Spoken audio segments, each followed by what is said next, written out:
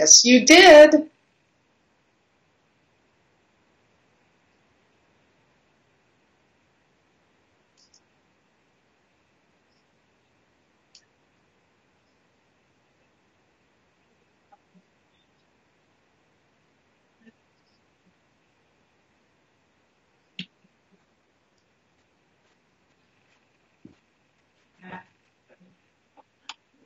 Thank you. I sure can, Kendra. Thank you so much for inviting me to join you this week. So I have been having PR run through my veins since 1978 when I started promoting film and video and dance and all kinds of interesting creative endeavors and technologies, and moved into the film business in the 80s.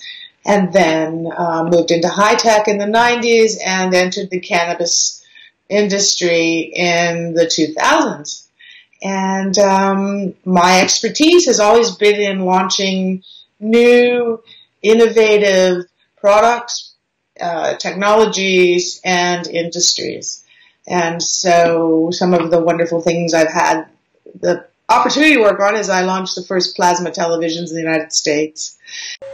I also did the launch for the Firefly phone, which was a kid's phone, and done a bunch of nerdy things, including data and security technology. And then on our cannabis practice, which is Ingrid Marketing, and I have two partners in that, Erin Lumley and Leslie Stern.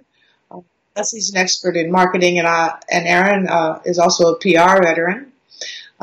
And so we moved into this space and have represented about a dozen different brands, and we currently and have always repped Plus products with Plus gummies, and there are a number of other ones if anyone's interested to look on our website at some point. So that's kind of my history, and we do everything marketing and public relations, and I have been doing public relations, as I said, for many moons. Fantastic. Okay, let me see here. I've realized that in my effort to get everything ready, I've got the whole screen on you, so I need to get myself back in here. So it's just you right now. Let me get me so people can see me as well. And while I'm doing that, Heidi, the voice from afar, is going to ask you some questions. So first of all, one of the things that I think a lot of people tend to get tripped up on is what exactly is public relations. And what isn't public relations? And I think that's actually really important. Can you give us some examples and definitions, please, starting with what is public relations?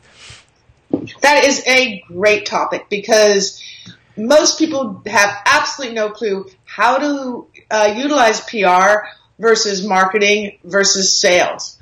And so what public relations is I thought that was funny. It's a strategy to use as part of your marketing strategy. Public relations provides marketing and sales with third-party credibility, validation through articles written about you and your company or your product, putting a business in front of the right influencers so that they can talk about your product. And it's driving news coverage, it's commenting on current events, it's winning awards, it's speaking at events. It's a lot of things that go under the marketing bucket. And sometimes there's a crossover. Public relations is part of marketing. Awesome. And I think that that's really important. I somehow just switched our names. So I'm going to switch this. There we go. Yeah. Now we're exactly who we are. So thank you very much. Okay. So I'd love to give you some examples. Yes, please. That's actually what I was going to ask, because I think that a lot of people tend to, like I said, even myself included, when I hear about public relations, when I was first starting out, a lot of people think that, because I do marketing, I can do PR automatically. So I've been asked to write so many press releases and stuff, but it's such a skill and an art to doing public relations well. So please, I would love to hear some of the examples for what you're describing. Yes. Well, let's put it in very simple terms. Public relations, you don't own what is said about you. And let me reframe that in a way, because let's actually flip it and start talking about advertising. Mm-hmm. Advertising is where you pay to talk to people. You put your words there, you put your pictures there, you put all your messages there. Mm-hmm. Everyone knows that you paid for that. Public relations, you get an article. You get pictures of your product reviewed in a magazine. You have an analyst write about your business. That is earned media. That is what public relations delivers. These days, public relations also focuses on creating content that can be utilized for educating the marketplace and supporting social media with content that drives interest in your brand or your company by talking about interesting trends or other ways that, really when you talk about educating or sharing information, that's part of public relations. And I think that when we talk about public relations more and more, I think it's the place I see it merging quite a bit is with social media. What are your thoughts around where those lines are delineated, or are there lines?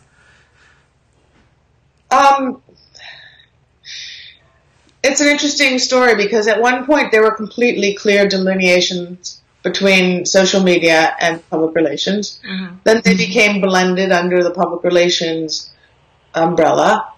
Now I'm seeing social media being used by both public relations and marketing and sales for different reasons. So, public relations, again, establishing thought leadership, sharing information that's of interest rather than self-promotion.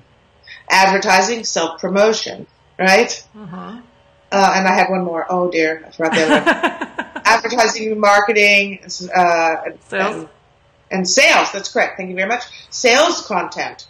Sales content is also very important, but that's a completely different type of message. That's really getting to what the pain is that the buyer needs and how are you going to satisfy that pain. Now that also crosses between marketing and it goes into public relations. We're looking at pains. We're looking to articulate how a cannabis product or software in the cannabis space can alleviate specific business pains, or products can offer relief or creativity or any of those kinds of mood branding things that are going on these days.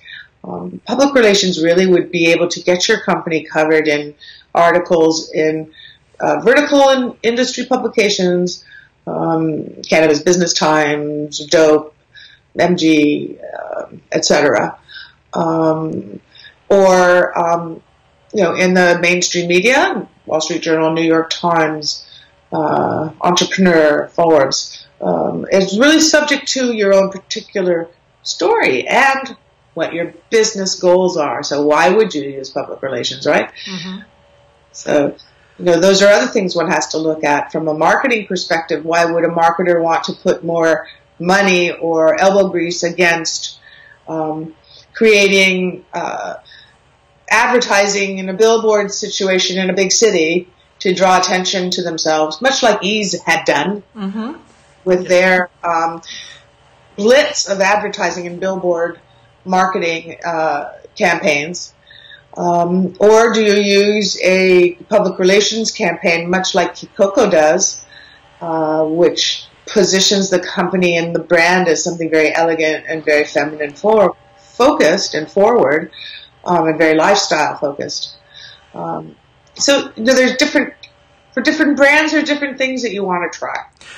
Absolutely. So just so I can help people understand a little bit. So, you said a couple things that were really, really important. And one is, PR is a different form of building awareness and educating and being a thought leader. So a couple of weeks ago, we had Chelsea here and she was talking about inbound marketing and how to create that content and how to create that content to be a thought leader. Yes. So where would you say, and I know it's starting to blur and it's blurring quite a bit. So when is the time that you would recommend a company to start looking at their PR strategy and integrating it into the larger overall strategy to build that awareness? Oh, that's great. That's a great question too. Don't start too early. A lot of people start public relations way too soon. And, it doesn't serve you well. You really need to have your story clear. You need to understand your messaging. You need to understand your audience. Do you have a product market fit, let's say? I mean, even public relations needs to hear that so that you know what demographic you need to talk to. So I would recommend companies to reach out to a public relations person or a team or an agency a couple, maybe 3 months before they're ready to launch. Those are my other constituents, right? Yeah, I'm sorry. Okay, I got dogs here too. Sorry about that. Let me mute myself while you're talking here. Okay. Good. And I think that, and I lost my train of thought because I was on the dog situation. Anyway, when you pull the lever, that's what we were talking about. When you pull the PR lever, you'd have additional marketing levers ready to be pulled as well. You have all your public-facing documents created. You may be going to an event we were just at an event this week called the Hall of Flowers, which is a B2B event focused on cannabis sales. And so if you were to be presenting your wares at an event such as that, you'd want to start at least 3 months in advance from a public relations perspective, because you want to be able to create a press release. You want to have all of your product imagery really clean and beautiful. You want to be able to have your background story correct, and you want to be able to share that with the reporters who may be interested in your gummy or your vape pen or your new dispensary.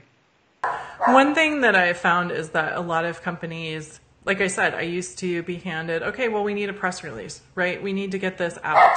And a lot of times, I apologize for my dog. Sorry, I thought locking him out of the room would take care of it. But I thought, a lot of times companies don't know when to get started with their PR. So they don't necessarily have a story to tell or something that's important. So if a company is going to start looking to generate public relations information for their company, I think that it's really important to understand when is the best time, not from just a timing perspective, but also from a when to do it and what's going on perspective. Right. So that's a great question as well. Basically what you need to do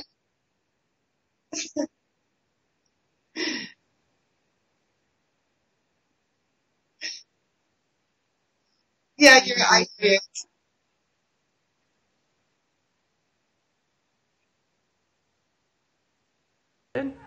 No. It's okay. So basically, to answer that question is, you can always reach out to a communications professional. And here's why. They can help you fine-tune your story. Every company does have a story. You just have to be able to articulate it, and it's very hard for founders to always be objective and to be able to say, yes, this is the value of what I'm selling or sharing or talking about or introducing is. And so there are companies like ours who will do an introductory project and who will also spend 20 minutes on a call with prospective clients or people who are interested in promoting their companies.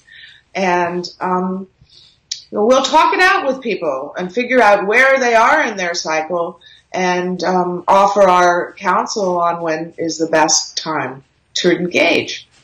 again, I'm going to go back to if you have a conference coming up, or you are launching a new product, or you are introducing your company and its funding. Those are all times when we look at them as news events, and they're valuable because the press want to know about them and your constituents want to know about them. So preparing well in advance for those types of initiatives will really serve you well. We've had people come to us in the past saying we want to launch our company in 3 weeks. And, that's really just, it's not going to serve you well. We can't do our job well. And no one ends up being happy when you hit that type of oh my gosh, we forgot to do PR. We better call somebody and get some PR done. It really doesn't work like that. PR is a partnership. PR is a relationship with you and, your public relations person, whether they be in-house or out-house and vendor forum. You need to have an ongoing conversation so that the people who are doing your PR, who can offer you counsel on doing your PR, understand what you are doing. Absolutely. And one of the things that I saw a client do best is, I was just so impressed with them, is that they had an annual meeting and they brought the digital agency, the PR firm, their own team, and we sat down once or twice a year. One year they did it 3 times with us, and we were really able to make sure everyone was partnered across the whole spectrum to make sure that we were all on board and working together, because that's how it can be more powerful. Yes. You mentioned pulling levers earlier, and despite all the chaos, and I apologize, I don't know what's happening here. One of the things that, Heidi mentioned pulling levers. One of the things that a lot of companies do is just look at it as one channel, right? Social media is the hot thing, or events are where we need to be, and it's really understanding where they are across the board. I always think of it almost like an audio, like you're trying to fine tune your audio, and so you're moving the dials, and all the different marketing channels are your dials, and depending on if your goal is awareness, you might ramp up some of them and scale some of the other ones back. But PR is such an important one for cannabis. So I want to step back a little bit and ask you, which companies do you see doing public relations really well? Like, for what cannabis products or businesses have you seen that have really stood out for you lately? Absolutely. One of the ones, and I mentioned the name earlier, is Kikoko, which is an infused tea brand based here in California. And they have done an outstanding job of positioning their brand as a lifestyle, luxury, women's focused brand for women who tea. And they've done it through earning coverage in completely mainstream media outlets, women's magazines, national newspapers. So what they've done is been very clear that they were never going to really talk to the cannabis papers. While they do have a lot of cannabis coverage, cannabis vertical coverage, their focus was specifically on, women and attracting women. So hence, they reached out to that level of top tier outlets. I love their brand. I actually met the person who designed their website, and it's the whole brand from start to finish is just beautiful at every single point that you touch. And yes. Every single thing that they do, it's a phenomenal brand. And it's well thought out. Yeah, and they definitely. And not everyone has that luxury, and we understand that. So let's say you don't have that type of runway, I should say, and funding, and a number of other, and even the number of people that have stepped up to help them. Another brand might be. Let me think here. What's happening right now that might be a good. Well, maybe we could use Ease as an example. Yeah, absolutely. They have done a lot of good PR, and they have really done a job of explaining different products to their marketplace. They have an in-house publicist who's been with them since the beginning, and she has also worked with outside agencies. But what they're doing is really focused on lifestyle trends and educating the market. So certainly they focus on the products that they sell and support those vendors, but they also explain what they are and how to use them and why to use them and things like that. So it's pretty good. I apologize. This one decided that he needed to come on screen with me. He's a good marketer, so you might as well. Exactly. He's really the brains behind the operation. So let's say, from a marketing perspective, you need inbound sales. Right. How do you use PR to help you with that? Right? Yeah. No, I think not absolutely. You're so reading you my next question. To put your CEO forward, to put your products forward. Let's say you have an edible product.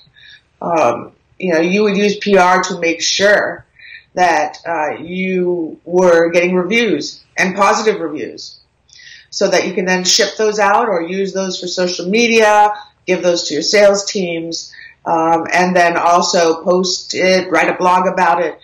Use, again, lots of different levers or channels to talk to the universe about your product. Absolutely. And I think that there's a lot of things that, so as you get through the strategy and figuring out where to include public relations and how PR can fit in, I think that the next step is really looking at where, what your media channels are, or would that be accurate? That's one of the things for sure. Absolutely. And so, looking at media channels from a perspective of mainstream media, is that what you're thinking about? Yeah, okay. Exactly. Okay, great. Not every company is going to be written up in the Wall Street Journal. And in fact, very few companies earn that attention. So picking your channels carefully and achieving what you can achieve per channel is very important. So you're a young, small company. Get known locally. Get known in the local papers and the local blogs and the local things, or the local communities even.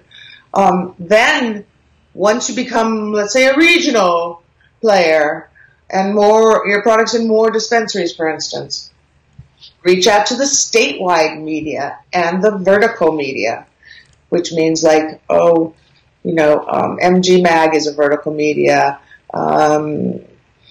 Let's see, Weed Week is a wonderful vertical media. Leafly. Those are the types of media which we call vertical media. Wall Street Journal, New York Times, San Francisco Chronicle, Denver Post. Those are mainstream media. And then there's television and radio as well. And what are we doing right here?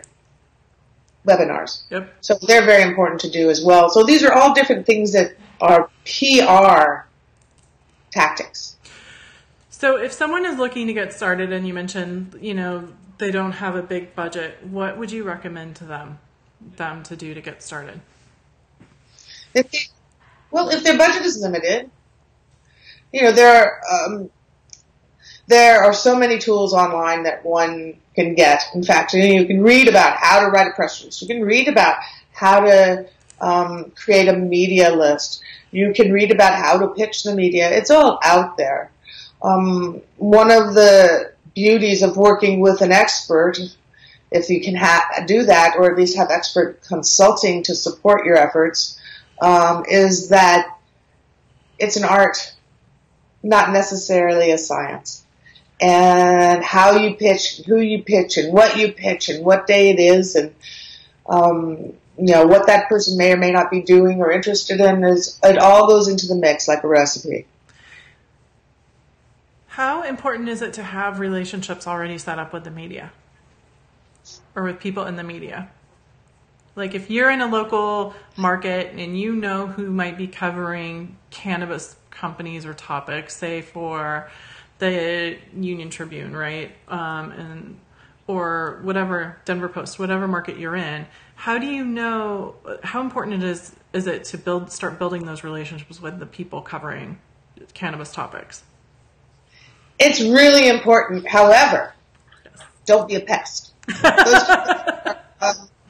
Those people are constantly being hit up. And so be genuine and be respectful.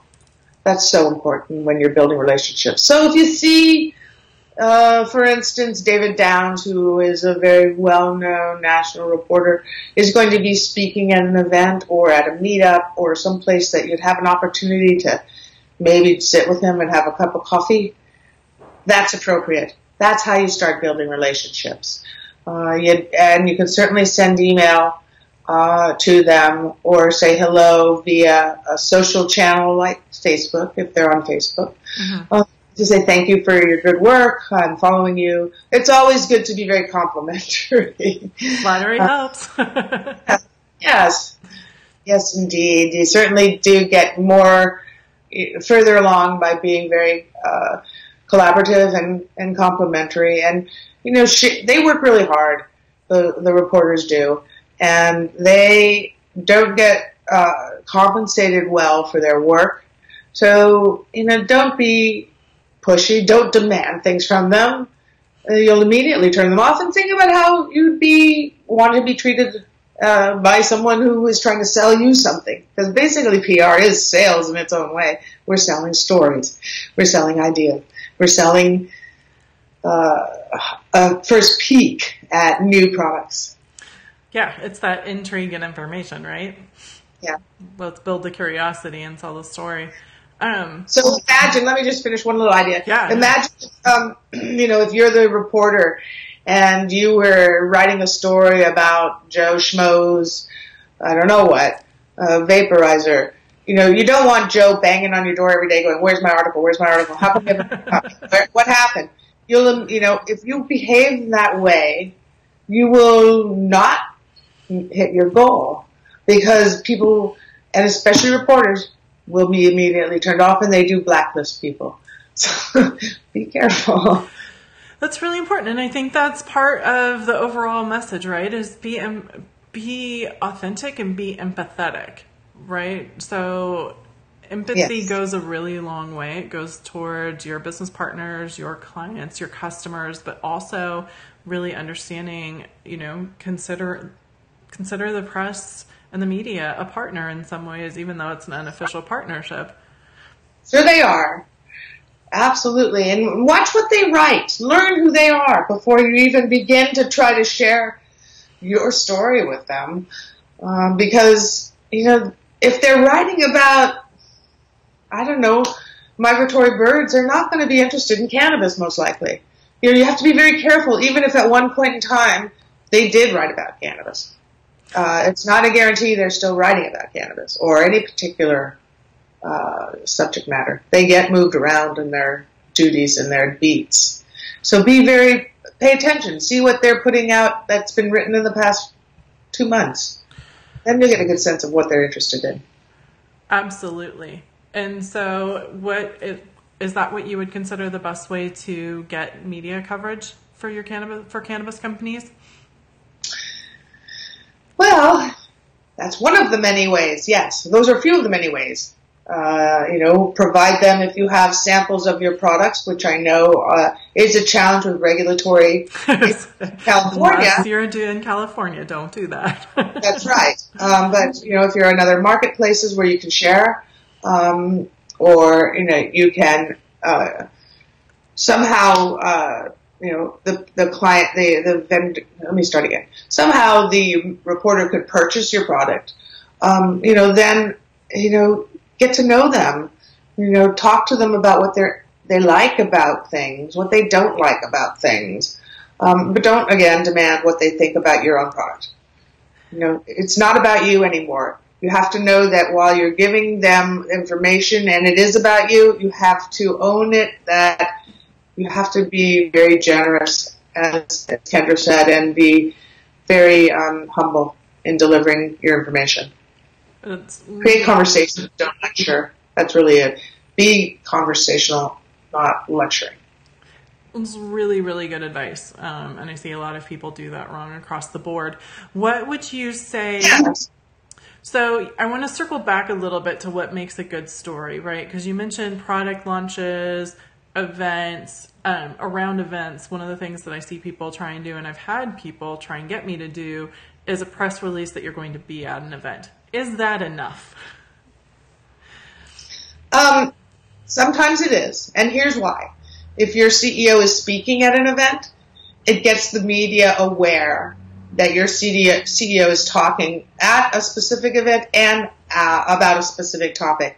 And whether or not they are attending the event, if you put out the information on a newswire, the reporters who cover beats pay really close attention to news and information that comes out every day about the topics that they're charged with covering. So you can definitely, now it's my turn to get something stupid here. You can definitely, and now help me out. So it's if you have something unusual happening at the event, like someone speaking, right? Just not, because I've had people ask me to do a press release that they're going to be attending an event, right? We're going to have a booth at this event. Let's put out a press release. And in my mind, there's not enough story there or anything interesting. People do that all the time. So right. It's something unique and special that's happening that people are going to care about, not just you. That's right. Is there some new information? Is there some new data? Is there a research report? Right, a white paper, a special guest that can articulate a case study. Those are the types of things that are much more compelling. Having a booth is just like advertising because it is. You pay for it typically. And so the public looks at that as such, as does the media. They look at that, okay, great. It's more self-promotion. Absolutely. And so there again comes in the art and the dance.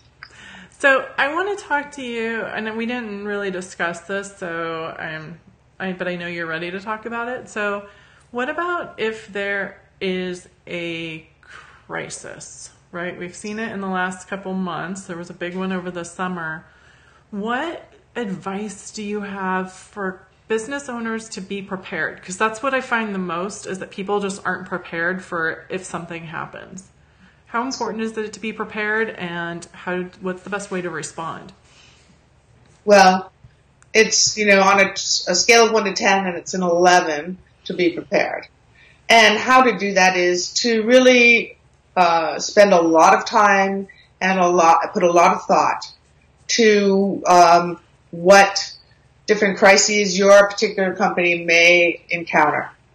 And then there's a thing called a crisis communications plan.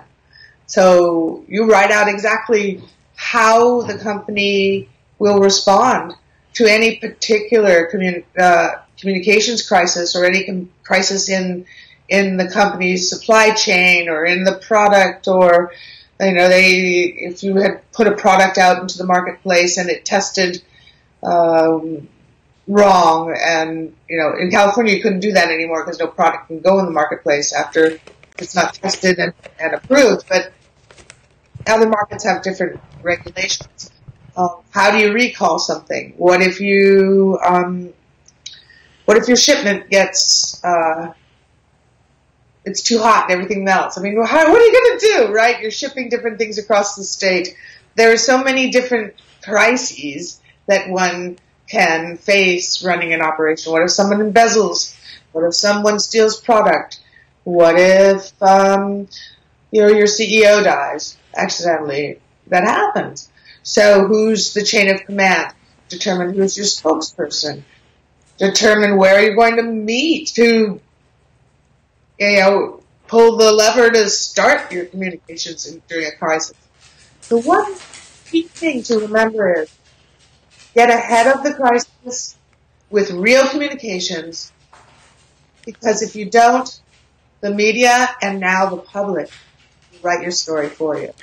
Absolutely. We saw that with a number of the very charged racial things that have happened over the summer, and in the cannabis space too. Mm-hmm. And there have been the Me Too movement, and there are a number of things that could potentially go wrong for any business, as I said. So think through. Go real creative. Get wild. What type of crazy things? Somebody could crash through your roof. I mean, think of these things. When I was at the university, I want to say we had like a 40-page response for social media, but also even if someone comments and it gets picked up and it goes viral, what does that look like? What does that entail? And to the extent of, when I teach social media and marketing, United's a super easy one of what not to do. Absolutely. When you have somebody dragged off your plane. 100% what not to do. That's right. Right? And it was a year and a half ago. It wasn't that long ago. There's just been so many news cycles since then. But what not to do. Over the summer we saw a whole one related to cannabis. What do you need to be prepared for and what not to do? That's right. And as cannabis becomes more and more common in society, I know we'll be seeing more crises happen. Yeah. So it's just a natural thing, lettuce gets recalled sometimes, right? That's absolutely true. Whatever, right? It's just part of what it is. But if you're ready and you'll be prepared and you know how to respond, I think that there's something really important here is that you might get picked up a little bit, but it's not going to spread as rapidly and stay as long if you're prepared. That's right. That's right. And so not only can PR help with the good news and the thought leadership, but it can also help minimize things when they do happen and go wrong, because they will go wrong at some point. So, That's right.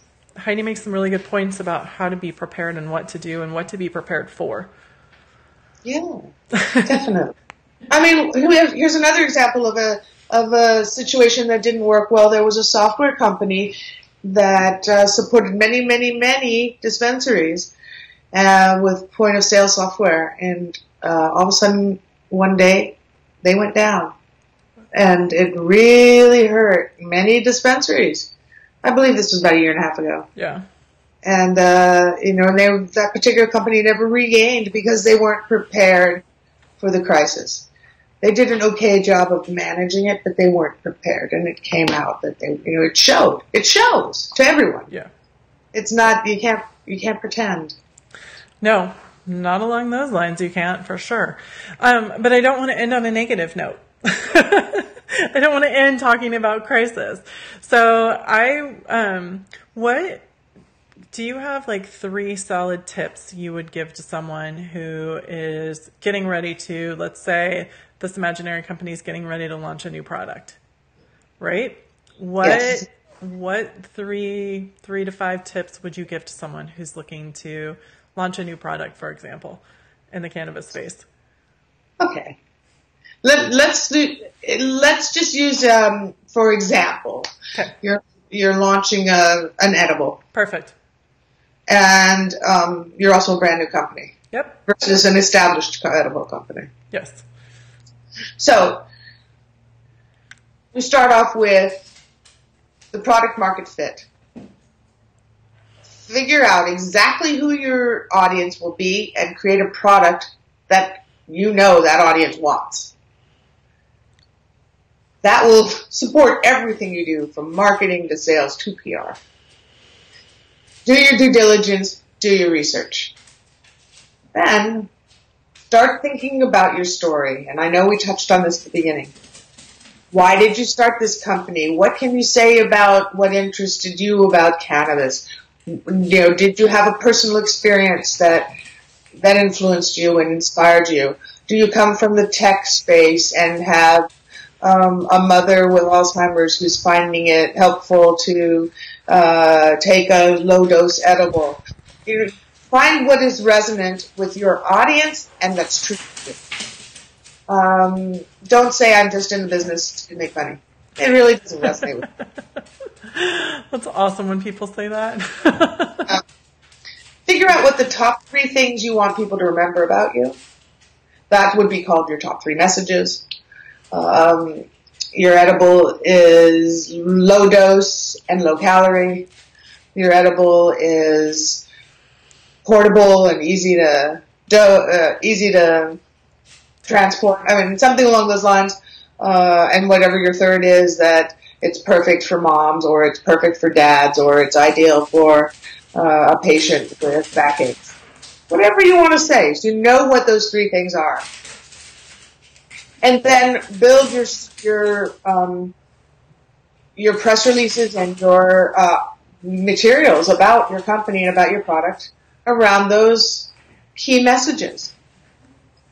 Keep things simple. That's my next tip. Keep things simple. Don't get complicated. The more complicated your story becomes, the harder it will be for anyone to understand it.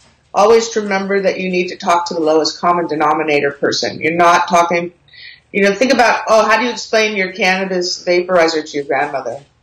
Or even if you're a distillery, how do you explain how you distill THC from a flower? Keep it simple. And talk about why your distilling of this from this specific flower is unique and what it does for the people that you want it to do something for. That means your demographic, So many great tips right here. Like, this is such good information, you guys. I hope you're watching through this far and got past the craziness of all the dogs that I'm watching and here for, because Heidi's information that she's giving is it's perfect. It is absolutely perfect for what you need to know to get started and to approach PR successfully. And I think that the key also is that PR is not separate. It cannot live on its own in its own little world. It needs to be integrated with everything else. Is there anything else you want to add there before we go into the speed round, Heidi? Yes, there is. Okay.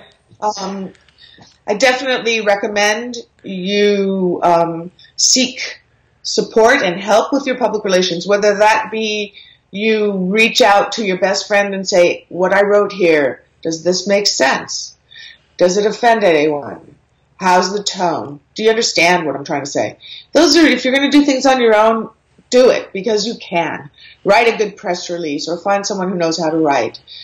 Know what you want to say, as I said a second ago.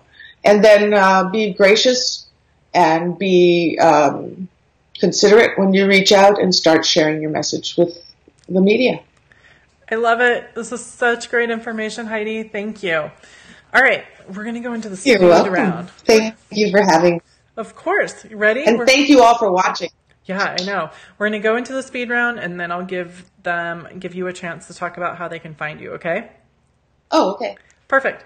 So, are you indica, sativa, or hybrid? I am hybrid. Hybrid all the way. Okay. What is your favorite product? Flower. Flower. Any particular strains you like? Oh my gosh. Ingrid. Perfect. It's a good one. That is my favorite strain. Do you have a favorite quote or mantra that you live by? Yeah. What would you attempt to do if you knew you could not fail? Love that. Absolutely love that. That's so important. And most importantly, where can people find you if they want to connect? My partners, Leslie, Aaron, and I, can be found at ingridmarketing.com. That has an email there. It's Let's Rock at Ingrid Marketing. And we would love to talk to people. As I said, we will certainly share 20 minutes of our time with you if you have something you'd like to ask us about public relations and have a project in mind. Love it. Absolutely love it. Before we go, Parky just jumped on to say hi, and she's saying great information, which I agree. All the information has been fantastic. I always think that sometimes people think that PR is like a mysterious thing that, that most people think anyone can do, but at the same time, no one really knows how to do it well. So it's so nice to have you here to share all this great information. Thanks. Absolutely. And thank you guys for watching. You know where to get a hold of myself or Heidi. And it was Let's Rock at ingridmarketing.com, and I'll put the email in the comments as well, so you guys can access her.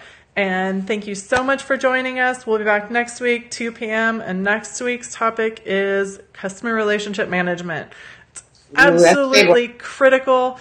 I'm a little bit of a geek about it, so I'll be geeking out with Lars from Green Rope Technologies. All right. Thank you again, Heidi, for being here. Bye, everybody. Have a great week. Let me finish. Bye.